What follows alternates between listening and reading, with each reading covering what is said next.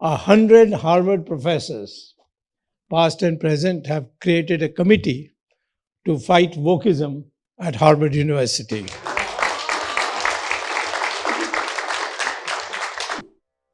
I would also like to say that he is now leading an initiative of training young Hindu intellectuals who will carry forth this worthy legacy, because nothing can be done without the youth. But the question for us, for you, is what does it mean for you? Any study of history will tell you that leadership is both rare and unpredictable. We do not know when it will come and how it will come. But the hallmark of a wise community is that when a leader comes, they recognize it and support the leader in all the ways possible. If you indulge me, I will read my poem to you. He asked me why I was not free.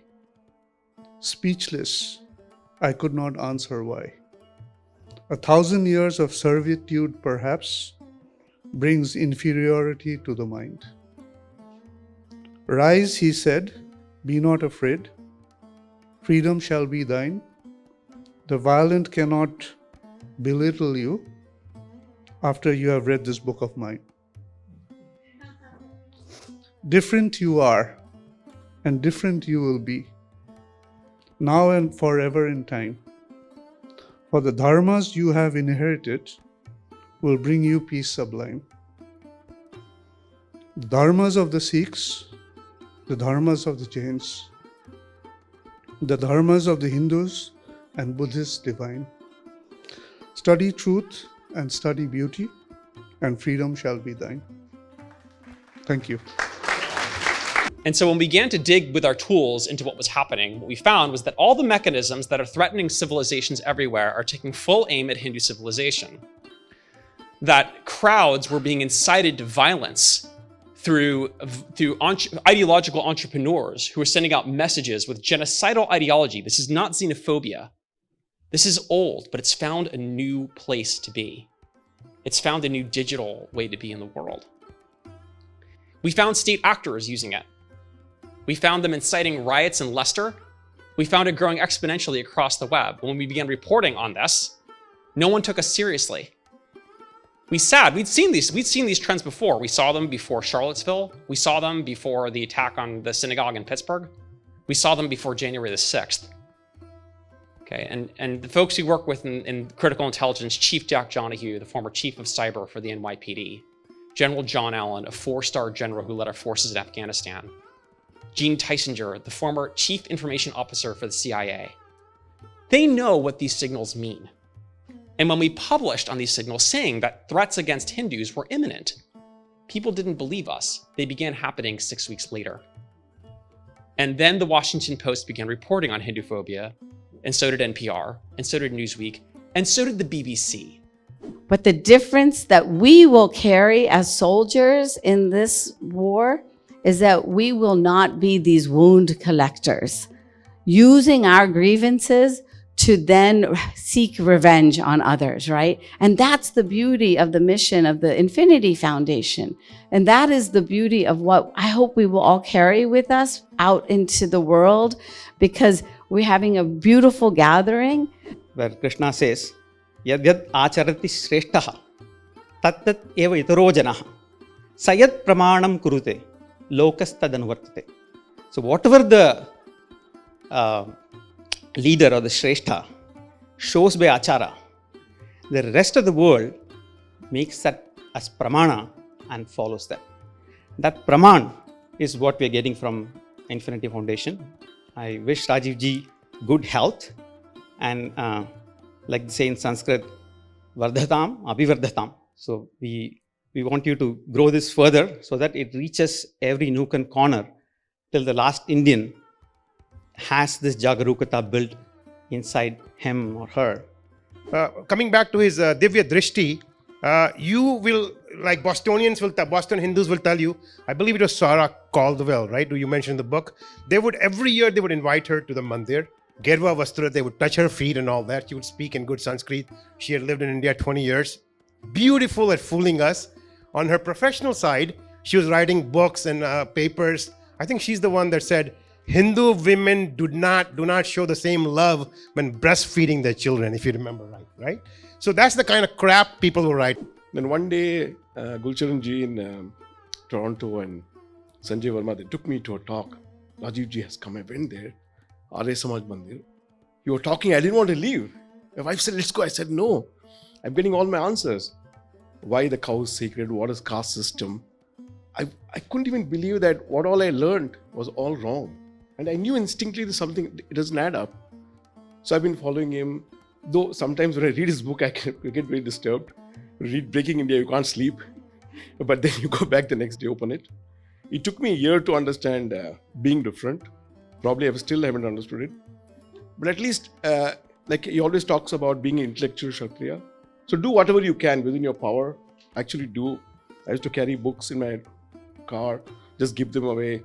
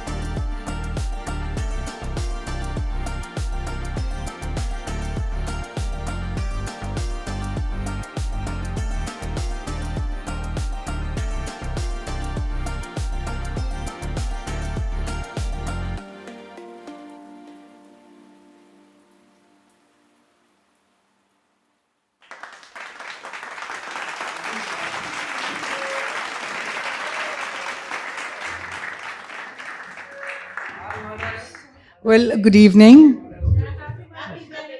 Yeah, thank you, and happy Mother's Day to all the moms. I just wanted to welcome everyone here. It is so lovely to see everyone. And I know that many of you have come from very long distances. Bhai Sahab, thank you so much. And everybody who's come from Arizona and Texas and Canada and DC and wherever. So welcome. Thank you.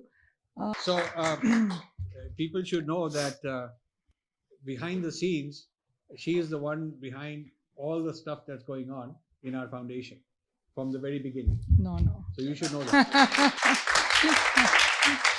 So this evening is the first time that Indrani and I invited people to our home who have for 30 years been hosting me. So it's like you guys have been hosting me in all sorts of places. Everywhere I go, there's a group of you who organize events. They pick me up, drop me off, go arrange an event or two in the university, in a temple, in somebody's house, media, all of that stuff. So having gone through that for so long, I figured it's very important for me to, as a gratitude, and also for networking, bring all these people here. So, I can name so many people here. There's a group of 7 or 8 from Toronto, for example, and they host me. I think I've been there. Sunil knows the longest I've been there. And there's so many people there from there. Ragini, Sangeeta, and where is Hari? Hari's there. And Rakesh Bhandari-ji. He's the doctor who got me out of trouble when I was after my surgery. So long distance is helping me. So there are people who have really been there for you for our cause. Balaji Sri from Seattle has come all the way just for this event, and he's hosting us, organizing our events in Seattle. And where is Sanjay Tripathi? He's there. He's our Bay Area man. So he keeps all those Silicon Valley tech people organized. And also, the interesting thing is, I started taking it for granted that every time there's a new book or a new something and the invites come, then our team sort of starts working with each city and saying, okay, now what do you have to offer? And then they come back and say, we'll do 5 events, 4 days, 5 days and whatever. And then they have a checklist of what they have to do. So you can see how much it goes to organize one event. But these guys organize so many events for me. So many events for me for many years. In fact, I was calculating, I did for the last few years, except for COVID, I've done over 100 events a year. Between India and North America, over 100 events every year for 30 years.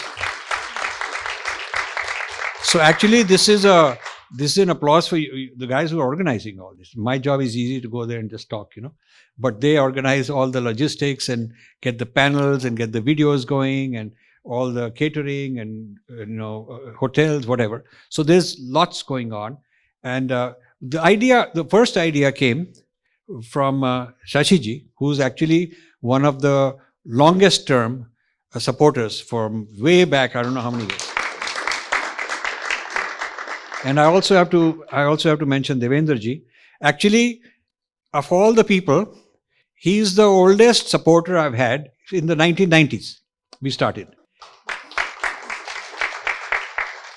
Long before it was fashionable for us to celebrate ourselves in this country, our identity, he organized a big event for the state employees of the state of New Jersey, where he works. It was a Diwali event, or I know it was some event. And I was the speaker there to talk about our culture and our civilization. I remember how great the whole event was. The ladies were so nicely dressed. It was a very special occasion for them, and I felt very humble that the time has come for leaders like that to celebrate our identity, right in the state capital. So that is how it started. So some of you have known for that long, and some more recently, but still very powerful relationships we've had. So Shashiji said, what you need to do is, the way it works is, you go and people entertain you, they do this thing for you and all. You should bring in the 20 big donors to your house.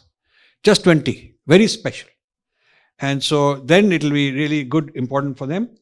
And I said, okay, let's organize it. So it started like that. And then Seema, who's somewhere here, so Seema said, why is it that you're always traveling around? We see your videos from all over the place, but not from New Jersey. So I said, oh, that's not my fault. What about you guys who live in New Jersey? We hang around, we go to each other's home, but you never launched a book of mine. I just told it right there. So she said, I'm going to solve that problem. I'm going to organize a big event for you. And she did some months ago. And then at that event was Devendra Singh. And Devendra Singh said, I'm very disappointed. He stood up and said, I'm very disappointed by this event because there are not enough people. And he said, this book has 850 pages and there should be at least 850 people. And he said, I'm going to organize an event in the next 90 days where we will have at least 1,000 people. And people said, oh, theek hai, dekhi jayegi. We'll see if it happens. But he pulled it off. At the Royal Albert Palace, we had an event with 1,100 people that he organized. So one of the things that that was the first time we did a fundraiser. We never actually for 30 years done a fundraiser. We have people who of their own want to help us, but we don't go out and solicit per se. But people said, you should. Why not? So that was the first time we did a fundraiser. And since I'm not good at it, I'm not good at asking people, hey, I need your money and all that. It's a bit awkward because if they're interested, they'll give. So Shashiji said, we're going to say everybody who gives more than X will be invited to a dinner at Rajiv and Indrani's house. So that became the draw. So we raised some funds. So then after that was over, we got this together that, Indrani and I, we told the caterer there'll be like 40, 50 people, and then a lot of people, some people called and said, what about me? Just because just because I don't give money, I give time. I'm a volunteer. I did this for you. I picked you up in the airport. I organized this. I manned the bookstore. And Devendraji said, this is right, because these people are there. They are the backbone. They make it happen. So I said, okay, let's pick some of the important volunteers and we'll bring them also. So then the number became like 70, 75. Then suddenly, more people from here, there. So we ended up with a guest list of about 100 that have confirmed. And I think there's about 10 or 15 who haven't showed up. So that is the background of how we are here. And I think it's humbling that so many people have shown so much love over the years. And for them to, besides supporting us, to hop on a flight to come here, stay in a hotel just for a day to be here at this event and go back. I mean, I know many of you are doing that. Some people are driving from Toronto, attending this, going back. 3 cars have come from Washington, driving. I think Asra was the 4th one, driving here, attending this event, going back. So it is quite humbling, and I'm really grateful to all of you for the years and years of support and love that you've given and continue to give. And thank you for coming. A few people have very special messages about their involvement with our foundation. Thank you, Rajiv ji. I must tell you, I've traveled 10,000 miles to come and see you. I've known Rajiv for many, many years, and he's truly intellectual. And he's also a man who has sacrificed a very flourishing, monetarily enormous, getting huge monetary benefits. He gave it all up for the sake of Bharat Mata. And so, therefore, I think any trip, even if it's 3 times around the globe, I would be happy to come and speak up for him. In Bhagavad Gita, Krishna describes the highest person is one who is a jnani and a tyagi. But he also says that there are Brahmins. I don't know whether you would like the title Brahmin. Nowadays, it's not a very popular title. You certainly won't get any reservations. But he has changed the tempo, the whole definition. He's made us understand in a way about our civilization, which I don't think anybody in the past has done.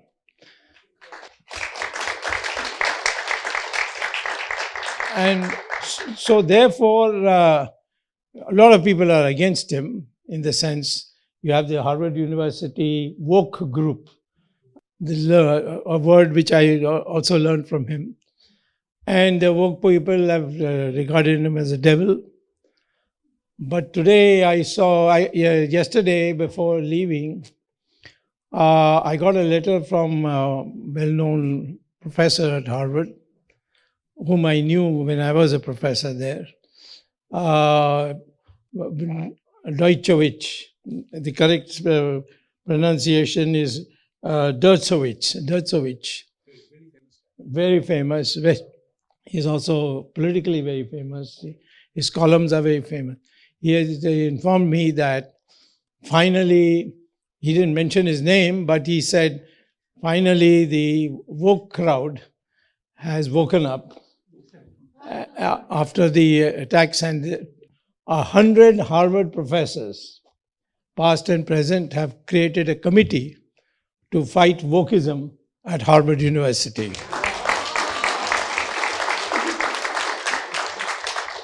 So, what can I say except that he's a warrior, so I can also call you a Kshatriya.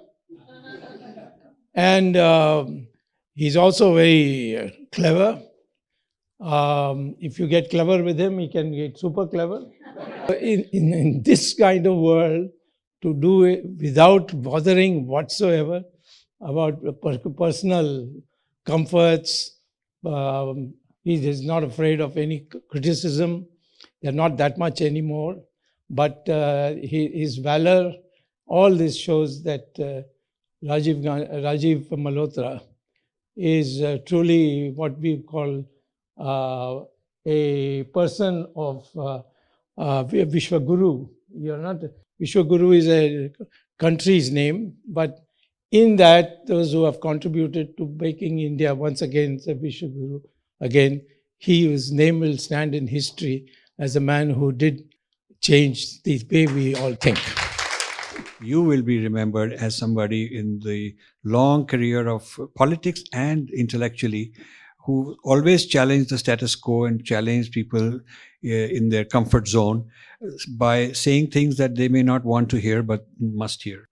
Rahul is an ex-UN diplomat who has, we just met, it's relatively new friendship, but we've hit it off very nicely. One of the things he did is, we produced this book called 10 Heads of Ravan, in which there are 10 metaphorical Ravans. And one of them is Shashi Tharoor, his ex-colleague, I guess. So each of those is criticized, each of those heads is criticized by one of our young scholars. We have 10 young scholars. And so Divya Reddy, I think, was the one who wrote a critique on the chapter on Shashi Tharoor. And so what we decided is for each of these young scholars' articles, we will get one senior person to give a commentary. So he gave a very inspiring commentary on Divya's article on Shashi Tharoor, because he also knows Shashi Tharoor. So he has that background and many other things. So we've hit it off, and we're going to do some good, interesting collaborations. So why don't you say a few words, Rahul? I'm delighted to be here amongst so many friends of Rajiv ji. So I'd like to just briefly mention some of the points which I think are striking about the Foundation's work. Observation one is that in the long course of human evolution, we became social beings, very conscious of each other's opinions, and especially those of the more powerful.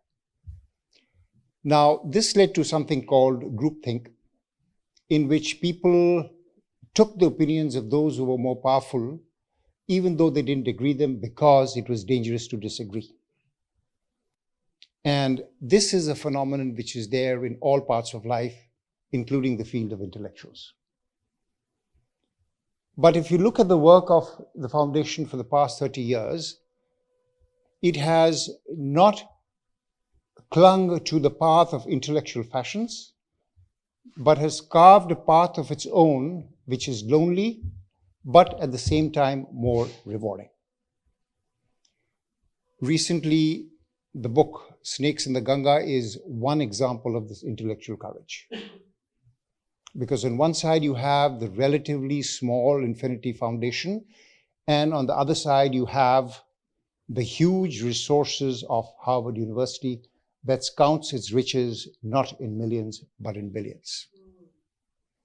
And in that, I do not know of any other Indian think tank that is even contemplated to do something like this, let alone mounting a frontal attack, and also at the same time disregarding the power and the prestige that can come from selling out. And I think we certainly owe it to him that.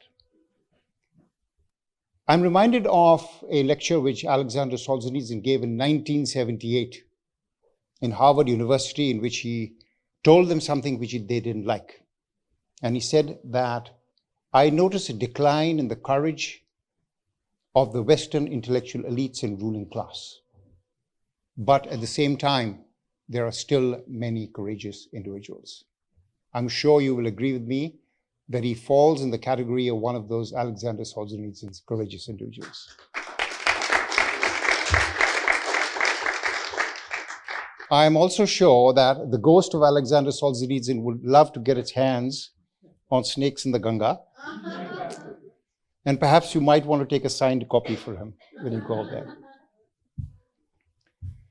Observation second is, you might have heard about Donald Rumsfeld, the Secretary of Defense, who was Secretary of Defense twice, and he had a very famous saying. He said, there are things that we know, things that we know we don't know, and things that we don't know we don't know. That is the wisdom of Donald Rumsfeld. Now let's apply it to the book, The Battle for Sanskrit, in which you have the field of American Indology who is telling us and holding up a distorted mirror and saying, you know what? Your Sanskrit books have been overtaken by traditionalists and oppressive people, and we are going to tell you what the truth is. But Rajivji, through his book, pushed back and proposed a program. And here I would like to quote Dr. Konrad Elst, in which he said that this book is path-breaking and maps a battlefield which is known only to the besieged few. And that is something, he was fighting a battle in a field we didn't know that we didn't know about. Observation number 3.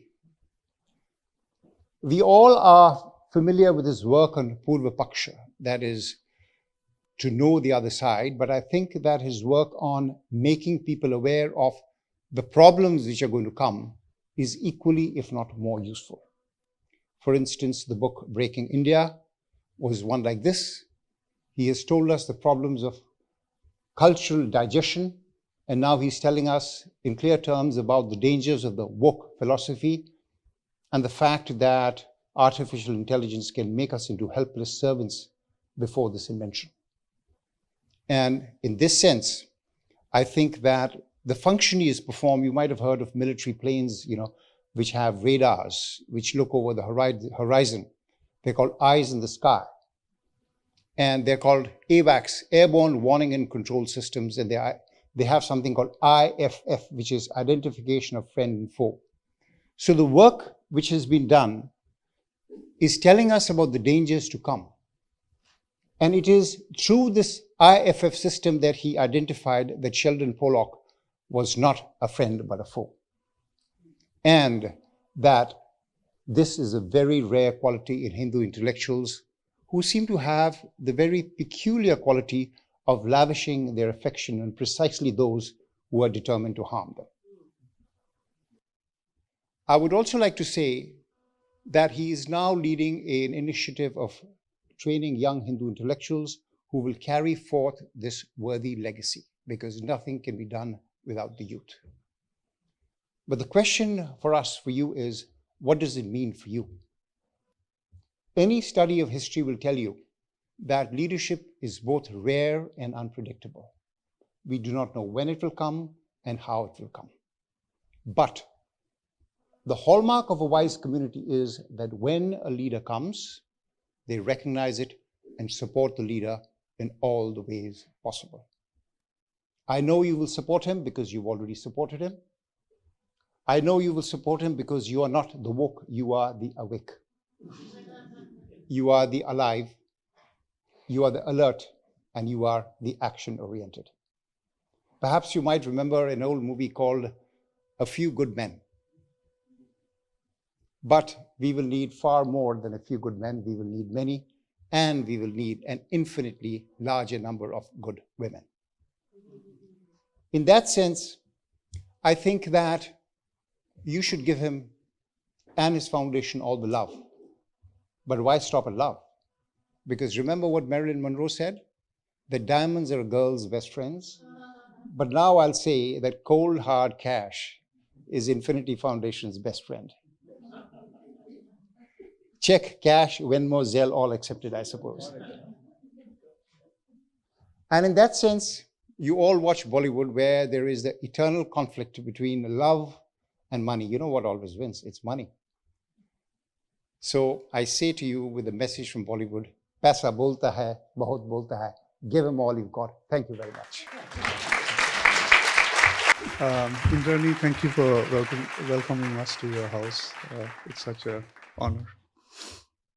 So my name is Arko Mukherjee, and I'm a tech entrepreneur, and I've been living in the Princeton area for about 30 years now. I came across Rajiv maybe about 10 or 15 years back, and essentially, I realized almost immediately from the vibes, that here is someone that one needs to be very attentive to. And needless to say, all of you have felt that as well.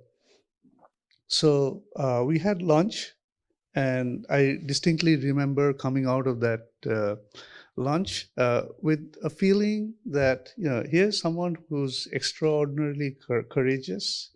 Here's someone who's a truth seeker. And here is someone who's not afraid to confront challenges to the truth.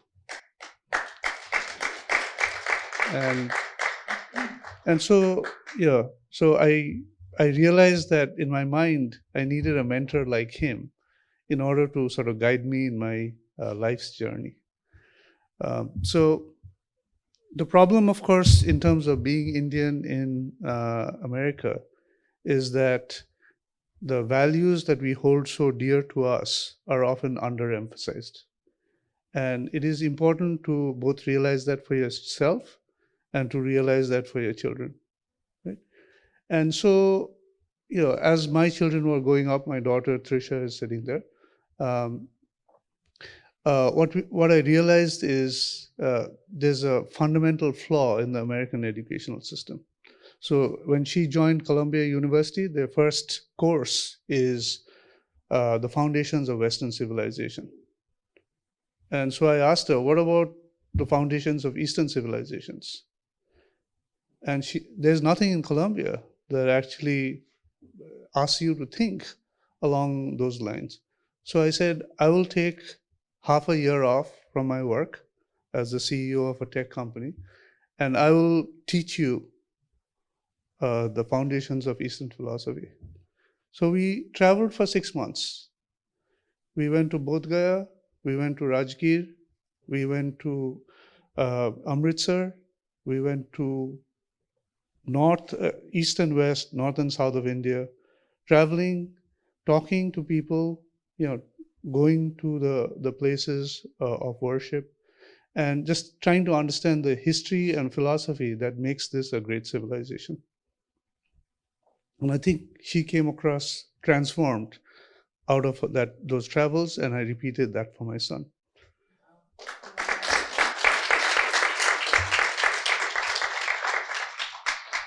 So Rajiv was the person who inspired that. And I can't use enough superlatives to describe him. So I decided to take a different tact today, right? So if you think of a very famous Indian poet, Bengali poet, who was courageous, fought for the freedom in India, and was very erudite and clear in his thinking, who would you think of? Lovely. Lots of good candidates there, but Rabindranath stands out. And so I decided to invoke Rabindranath in my speech today. So so my inner poet has, I decided to invoke now at this point, my family is cringing. But, so if you indulge me, I will read my poem to you. He asked me why I was not free. Speechless, I could not answer why. 1,000 years of servitude, perhaps, brings inferiority to the mind. Rise, he said, be not afraid. Freedom shall be thine. The violent cannot belittle you after you have read this book of mine. Different you are, and different you will be, now and forever in time. For the dharmas you have inherited will bring you peace sublime. The dharmas of the Sikhs, the dharmas of the Jains, the dharmas of the Hindus and Buddhists divine. Study truth and study beauty, and freedom shall be thine. Thank you. And I have to say, he's invited me to some nice brainstorms and dinners with Princeton University professors where I enjoy debating, and he's encouraging them to open up, respond to this guy. And they are sort of within boundaries and very Princeton big shot professors, but still he's more open and more able to think deep than some of those guys, even though they have big positions. And I've also enjoyed conversations with his daughter, whom he brings to debate me. And I actually love young people who take you on. And some of my best moments are such Q&A type moments with very young people. We have a young team around early 20s to mid 30s. That's the backbone of our team in India that we are mentoring. So that's good. So I would like to invite Dr. Joel Finkelstein. Those of you who've seen my most recent 2 or 3 videos, I'll let him give more details, but as I see it, he's a kind of a cyber analyst or cyber security analyst who is looking at the dark web for traces of what causes hate speech that turns into violence, who does it, how they're hiding their tracks and he can find them, and how they're all collaborating with fake names also. So he's able to see through that. And he's done this with, we have one episode out on Hinduphobia, one on the origins of Hindu-Muslim riots in Britain. The one that came out in the last 24 hours is on Khalistanis, in the Khalistanis and what they're up to. And there are 2 more I won't announce, but there are 2 more in our 5-part episode. So Joel.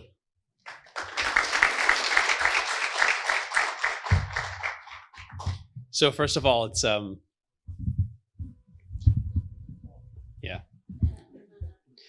it's a great honor to be here, and I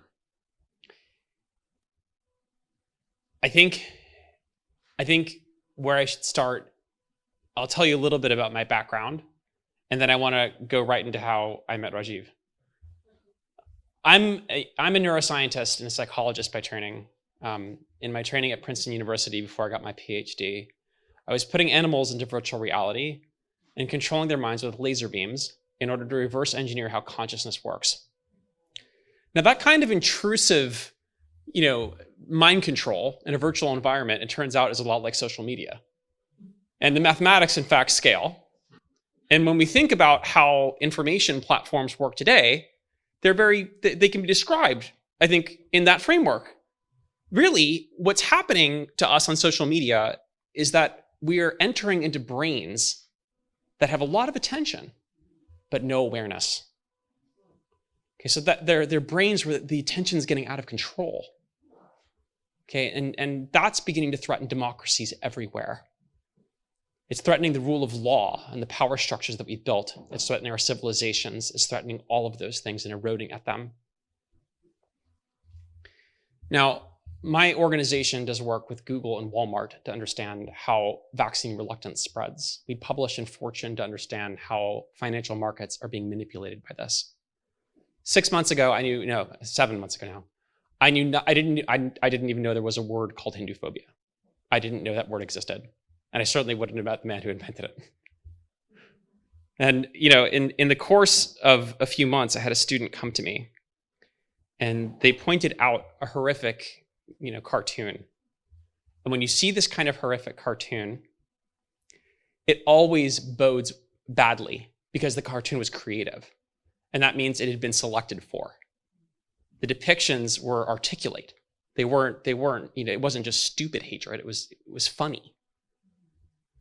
And so when we began to dig with our tools into what was happening, what we found was that all the mechanisms that are threatening civilizations everywhere are taking full aim at Hindu civilization. That crowds were being incited to violence through ideological entrepreneurs who are sending out messages with genocidal ideology. This is not xenophobia. This is old, but it's found a new place to be. It's found a new digital way to be in the world. We found state actors using it. We found them inciting riots in Leicester. We found it growing exponentially across the web. When we began reporting on this, no one took us seriously. We'd seen these trends before. We saw them before Charlottesville. We saw them before the attack on the synagogue in Pittsburgh. We saw them before January the 6th. Okay, and the folks we work with in critical intelligence, Chief Jack Donahue, the former chief of cyber for the NYPD, General John Allen, a 4-star general who led our forces in Afghanistan, Gene Tysinger, the former chief information officer for the CIA. They know what these signals mean. And when we published on these signals saying that threats against Hindus were imminent, people didn't believe us. They began happening 6 weeks later. And then the Washington Post began reporting on Hinduphobia, and so did NPR, and so did Newsweek, and so did the BBC. And they did that in ways that weren't just ridiculing the word for not existing for the first time. I had entered into a realm of challenges that were far deeper than I had initially anticipated. And I'm finding something very dangerous beneath the surface here. And it's growing. And it's not just growing from extremist groups who are using these platforms in conjunction with states. It's growing on the left, where we see the penetration of these ideologies in the form of casteism to depict Hindus as supremacists, even while the extremists are terrorizing them for their vulnerabilities. Those two things are working together, you see, in order to create opportunities to discriminate, both in corporations, in universities, and in people's homes. When I met Rajiv 3 weeks ago, I was worried that no front line existed to the problem that we were seeing. The young Hindu students in my lab who worked to surface threats against the Jewish community, against literal illnesses, were charged beyond belief, with eyes open, that they could do something about this, that they could actually make a difference. To my knowledge, they were the only ones who thought that until I met Rajiv. So what happened in that meeting was the realization that we would not have 5 episodes. It appears we will have hundreds.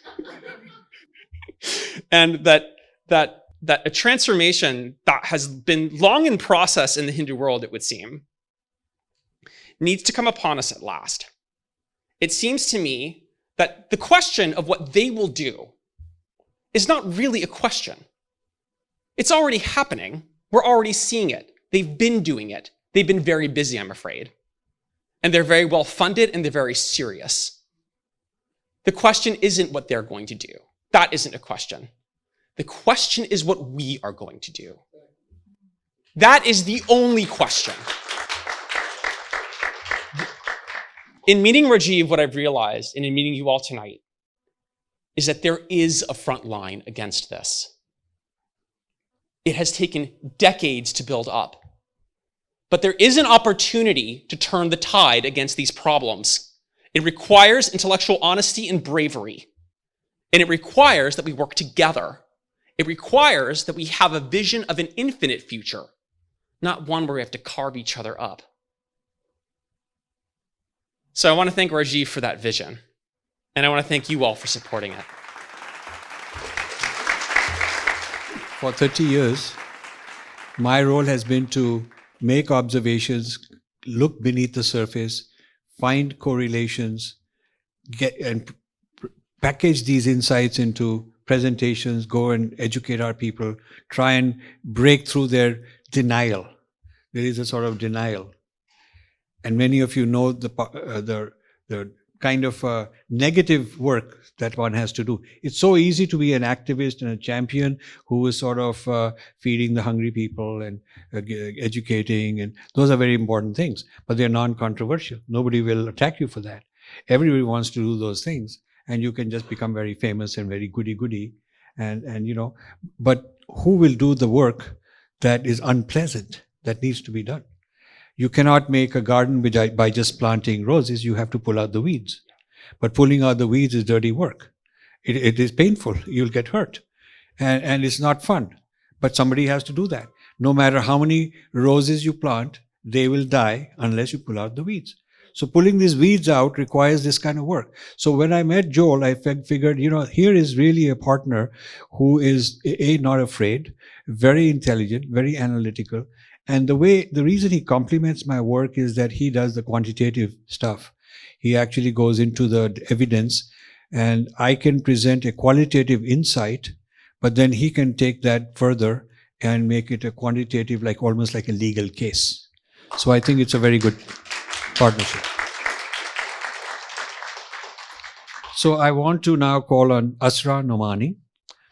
Asra and I have done a 4-part series. Many of you have seen, and we'll probably do a lot more. She was born in India in a Muslim family. She's a practicing Muslim, and she came to this country and worked as a journalist for the Wall Street Journal, covering South Asia. And suddenly something happened that changed her life, which was the murder of her best friend Daniel Pearl, which people know about. Daniel was also in Karachi at the time, and the last meeting when he said goodbye was with her.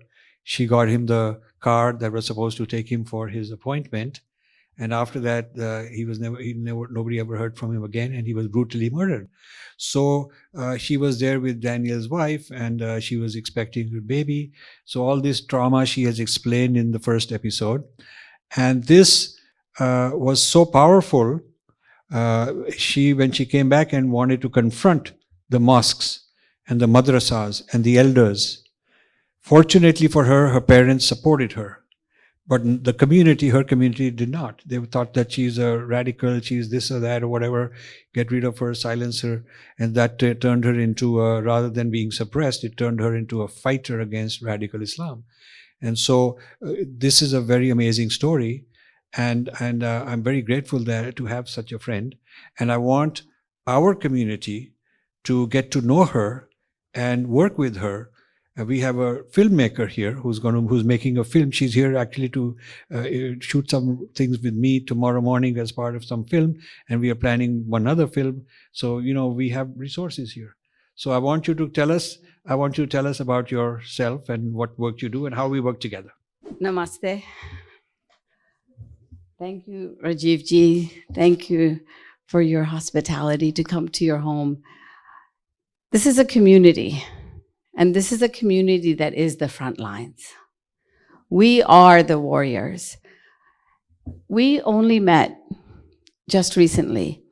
But if we believe in that which is transcendent, beyond our lifetimes, then we know that we have all fought before in other lifetimes, on other planes, and we have known each other. Because in my ancestry, it was 14 generations ago, in the state of Uttar Pradesh, in the village of Bindwal, that 2 of the brothers from my ancestry, one of them named Thakur Suraj Singh, converted to Islam through the Sufi saints. And which caste were we from? We were from the Rajput caste. We were from the warriors. Farming land there. And this is the incarnation into which I was born. As a child in India, in Hyderabad, with my father now as a warrior in the fields that you all have also pioneered of education, right? You became the warriors. And we lived just a few exits away in a World War II barrack on the campus of Rutgers University. And there was no 7-Eleven owned by an Indian family down the road. We were one of the first few. But what is it that we have gathered here? What is it that Rajiv ji and his beautiful wife have gathered for us here today? It is this concept of the Sangam, right? The community that they know in Buddhism and in Hinduism and in all spiritual communities. We happen to be spiritual warriors at this pivotal time. This is the book that we write about. It is not, and that we speak about, woke army. It is not a subtle title. What is it that we have here? We have symbols of the far left, and then symbols from my Muslim community of the Islamists, those who want theocracy. And these 2 very unlikely allies have come together now with America and America's freedom in their crosshair, They have had Israel in their targets, and now they have India. And this is our beloved India. This is my beloved India. And I come with you today with soldiers from the trenches, because what Rajiv Ji has done in all of these videos that he has created over decades now is that he has educated people, right? This is so critical, awakened people. What we have now is, at this critical moment in history, we have warriors. And who are these warriors? I came with Suparna Datta. Can you wave your hand? Suparna is a mother like me in Northern Virginia. And what is it that this woke army has decided? They have decided that we, the Indian immigrant community, is their enemy. Because you came as warriors in education and in hard work, and they have decided that we are a threat to their principle that America is inhospitable to the minority because of our success. And so we have become this inconvenient minority. And what Rajiv Ji has written about breaking India is now happening with breaking America. I have Himanshu Verma, a father in Northern Virginia. He brought Rajiv Ji to Northern Virginia, and our community met him. And how did Himanshu try to present this to those parents who are not awake and who are not courageous in challenging this new enemy that we face? That they're coming after our children. They are coming after the children. Every value that benefited you in your success in the United States, despite all of the difficulties of being an immigrant, those forces are not going to be available to our children, and just imagine to your grandchildren in the United States of America if we lose.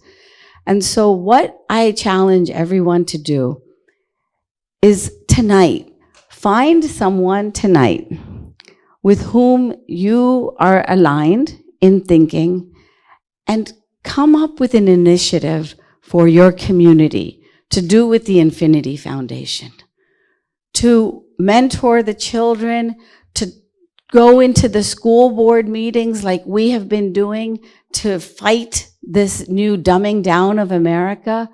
Do something so that we can take that knowledge into action, because it's only with action that we are ever going to win this war.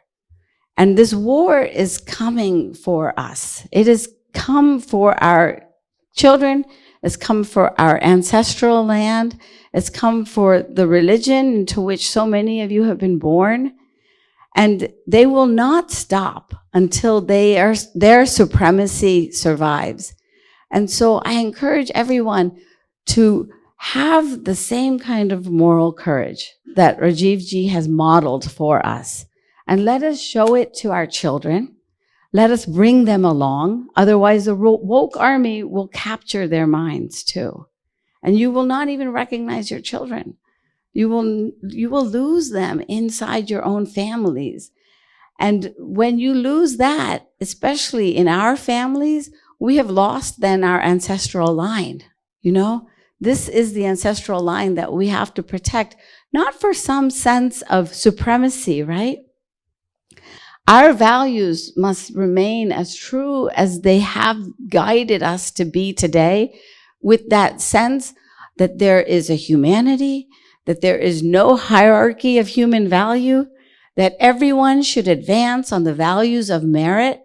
Those are the fundamental principles that the Infinity Foundation has been putting forward, right, for so many years, with the idea of artificial intelligence and the idea of humanity. These are principles that are now being challenged in society. And so you have to please recognize the incredible power that you have, because in the new oppression matrix of the woke You have oppression in spades. You are the descendants of people who had to survive white supremacy, literally. You are a religious minority. You are a minority in this country. But the difference that we will carry as soldiers in this war is that we will not be these wound collectors, using our grievances to then seek revenge on others, right? And that's the beauty of the mission of the Infinity Foundation.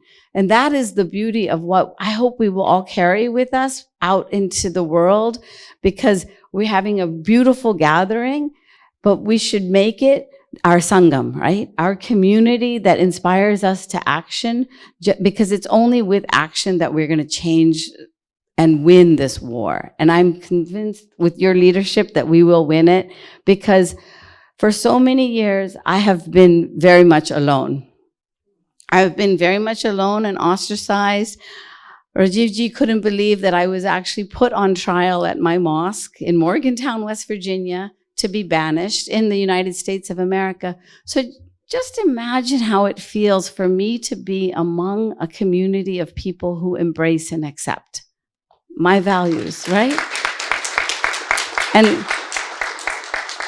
that is what you have created, and is a gift beyond any that I can express, because that is what gives us the Shakti then, to go into the world and win, and we will win. So thank you. The anti-meritocracy is at the heart of wokeism, and that is at the meritocracy is the heart of the Indian success story. We didn't come here looking for quotas, with any being victims, wanting revenge.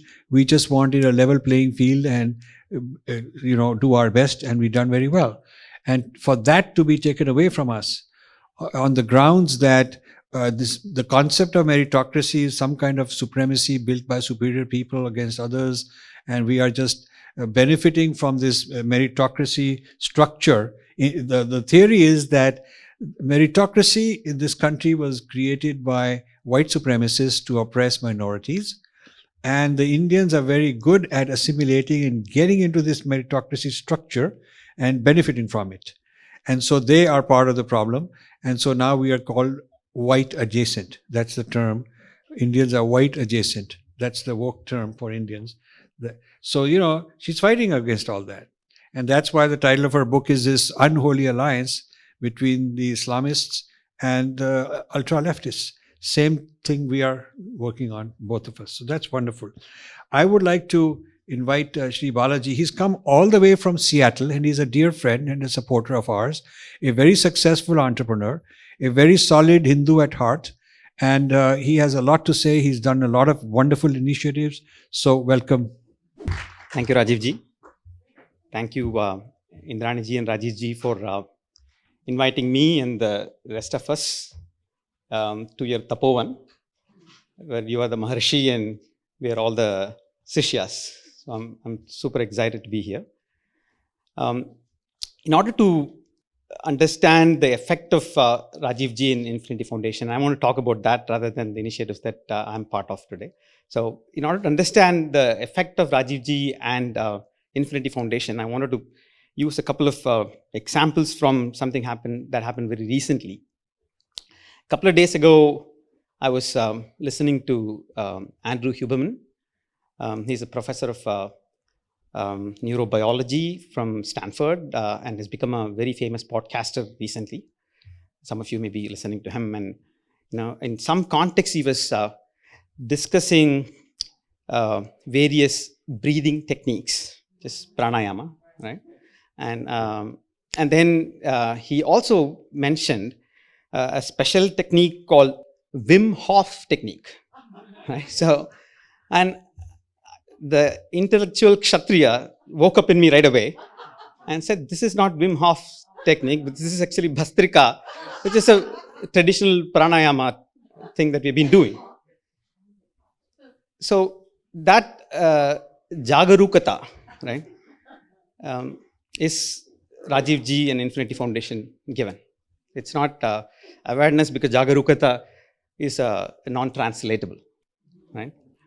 And another similar incident happened like a couple of weeks ago where I was watching this Tamil trailer from very expected quarters where the movie was about putting down dharma and showing the the other as being right.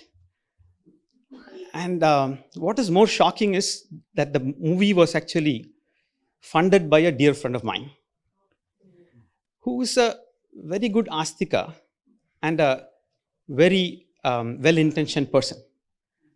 And given that I'm schooled in Rajiv Ji's philosophy, it's easy for me to pick up the phone and tell him, hey, these are the wrong things about this movie, and you should not be funding this. He might or might not accept that given his stature, right?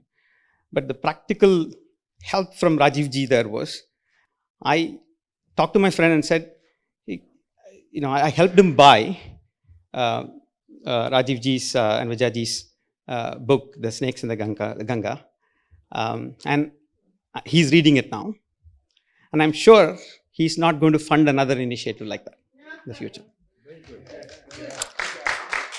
So I'm sure each one of you has a story like this, right? I'm sure this story, I'm sure you are relating to stories like this. And these stories are kind of the narrative that Rajiv Ji has helped us build over the years. And to me, it started from reading the Tamil version of Breaking India, the first version, the Breaking India, which is actually in Tamil.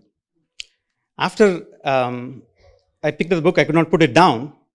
And of course, it was only topped by Rajiv Ji himself with the next big interesting book that I read, which is Being Different.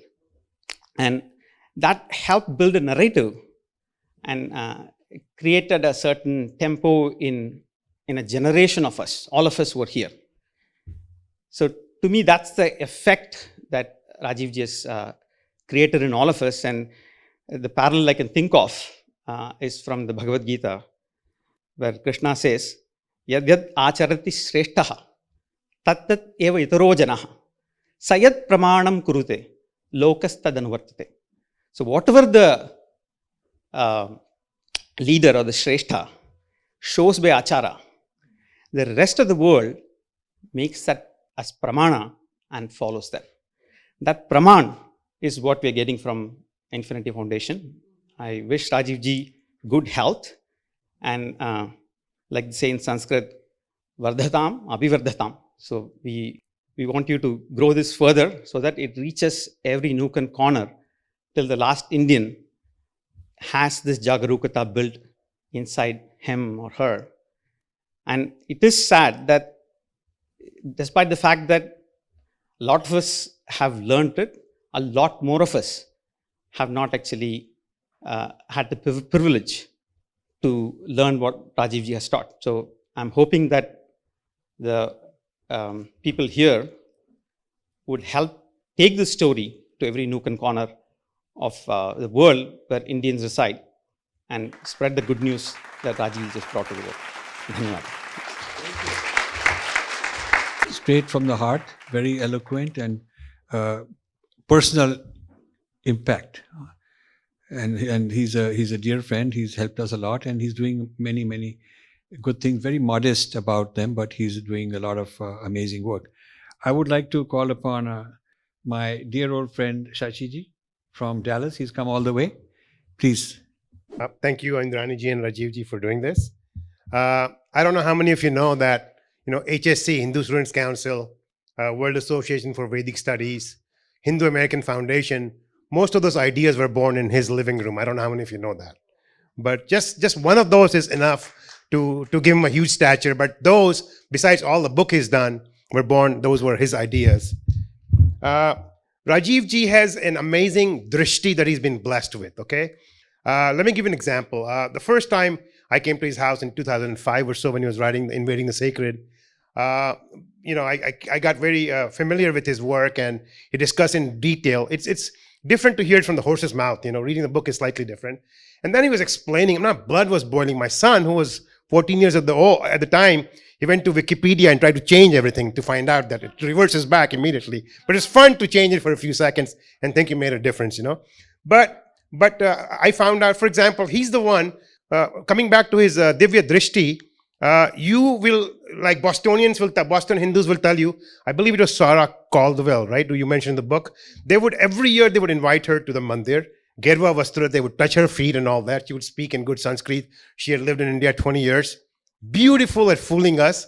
On her professional side, she was writing books and papers. I think she's the one that said, Hindu women do not show the same love when breastfeeding their children, if you remember right? So that's the kind of crap people were writing. And then here's your Columbia guy. What's his name? I don't even want to take. I'll let you take his name. I want to take his name. I don't want to take his name.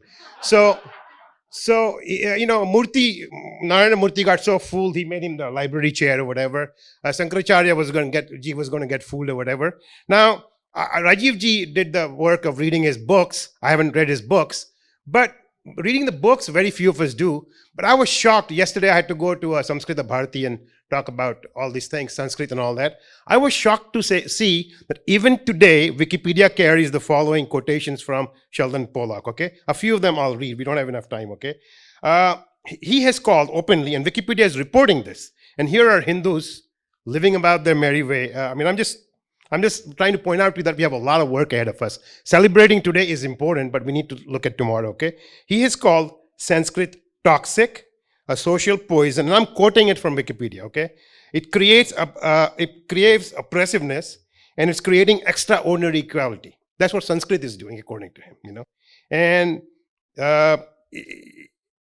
it's a shame that he's getting away with it, and we are all sleeping. He's the only one that's pointing these things out to us. A lot of the work he's done, I already mentioned in the New Jersey fundraiser, universities are teaching the Snakes in the Ganga book is being used by many universities in India, especially the coursework. Breaking India has woken up a lot of corporate leaders in India, politicians. So it's hard to describe the effect of his work. Now, a lot of people didn't know who Sitaram Goyal was in the 60s. Now everybody knows how much work he did. Vivekananda Ji was not half as famous as what he is now in the early 1900s. So what I'm trying to tell you is, don't wait till he stops producing to admire his work. Please fund his work today. Now, he has 20 books in his pipeline, okay?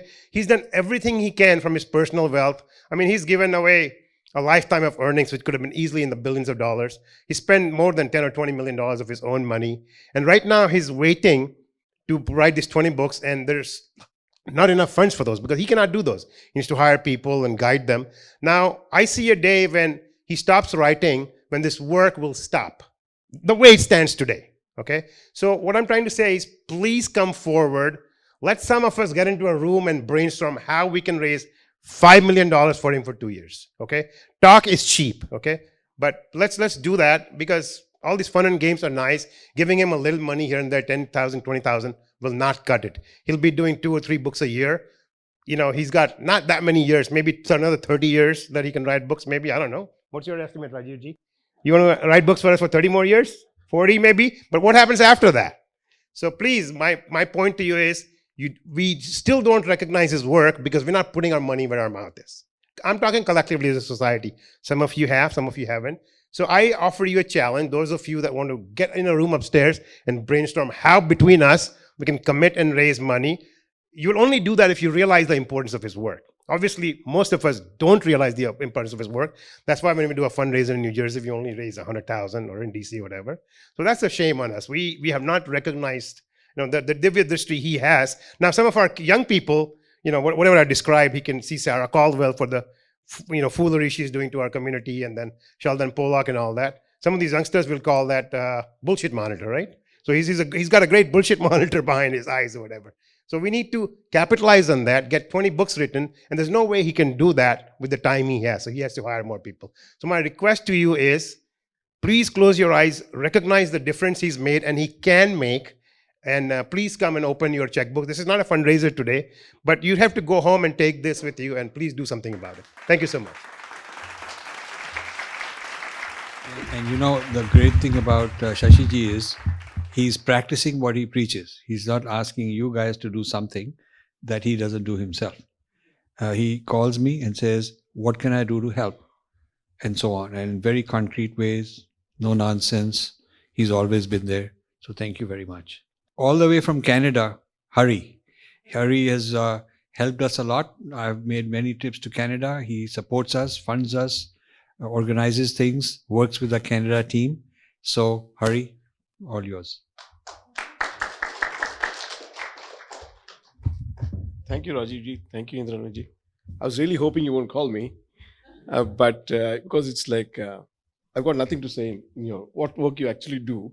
The only thing I can give is some money and some physical thing. I don't have the intellectual abilities at all. It'll be a waste of time even if I tried. So I do announce I'll send $50,000. Okay, I'm a Canadian, so it has to be Canadian. So pardon me for that. I was taking from your lead. I do announce that. But for many years, I grew up in Delhi. I'm a Tamil Brahmin. So I actually went and thanked my North Indian guys and said that I'm a Dravidian. Thank you for the culture. Many, really. Then one day, Gulcharan ji in Toronto and Sanjay Verma, they took me to a talk. Rajiv ji has come. I went there. Arya Samaj Mandir. You were talking. I didn't want to leave. My wife said, let's go. I said, no. I'm getting all my answers. Why the cow is sacred? What is caste system? I couldn't even believe that what all I learned was all wrong. And I knew instinctively there's something, it doesn't add up. So I've been following him. Though sometimes when I read his book, I get very disturbed. Read Breaking India, you can't sleep. But then you go back the next day, open it. It took me a year to understand being different. Probably I still haven't understood it. But at least, like he always talks about being an intellectual Kshatriya. So do whatever you can within your power. Actually do. I used to carry books in my car, just give them away. At least tell them, read at least this page, So anyway, there's no words. I'm too small a guy to talk about myself at all. Only thing I can urge, like you said, contribute whichever way you can. Ideally, it's money. It's the best way because he's already got everything to do. And one more thing, I'm going to talk to him. I've got a publisher friend in India who said he'll be gladly to help you publish your books if you want.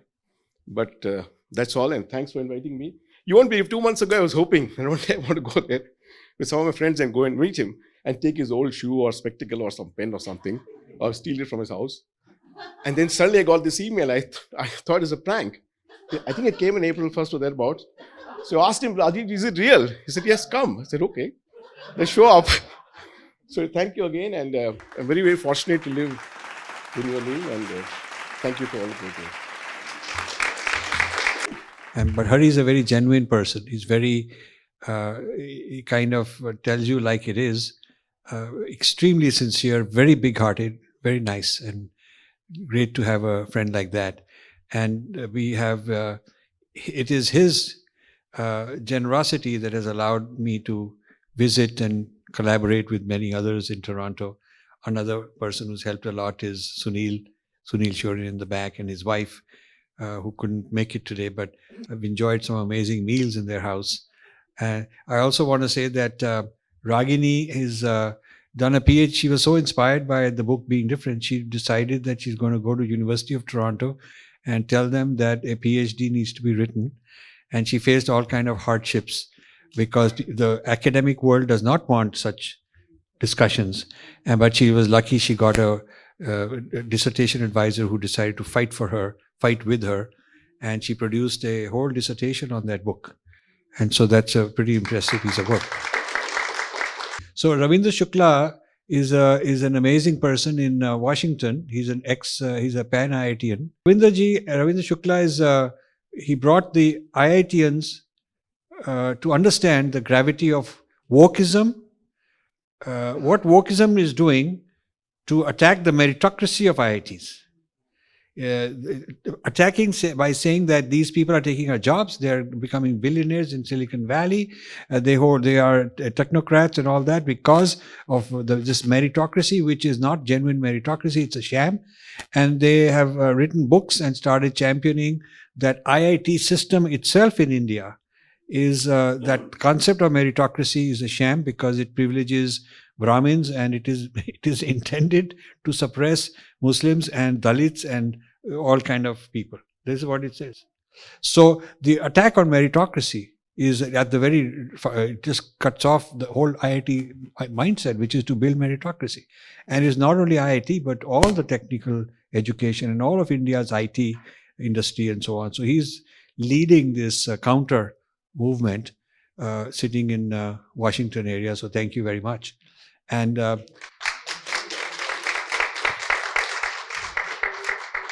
we also have a very secret project going on that me and who's the gentleman there, he's undercover right now. We're going to use AI to counter as a weapon on our side, but we won't tell you more than that. We'd like to, and we have Ambassador Kapoor here, who's also an IITian and a diplomat. And he was very eloquent when I was there in Washington, D.C., just a few months ago. So thank you very much for coming. And I also want to acknowledge Vibhuti Jha. He's a great guy, great friend. And of course, I've already acknowledged Sanjay Tripathi. He's the person representing Infinity Foundation in Silicon Valley. So he's doing a lot of work mobilizing people. And when we go there, having talks, events, and basically awareness building. And Devinder Singh, I mentioned, besides the support he's given, I forgot to mention that the book being different, he's the one who did the Hindi translation. Really fine. Good. Water, healthcare, education, energy, excellent. Thank you very much. So let's go out and back and enjoy some drinks, food, and more conversation. Thank you so much, everyone.